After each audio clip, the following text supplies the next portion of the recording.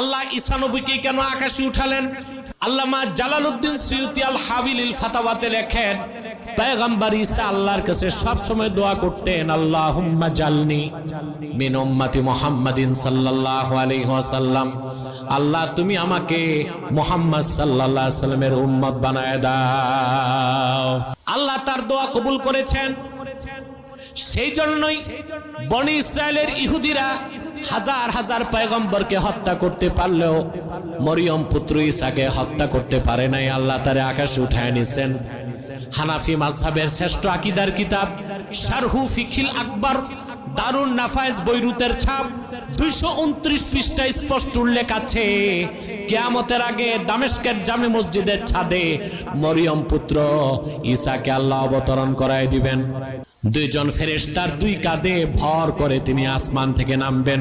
দামেস্কের জামে মসজিদের ভিতরে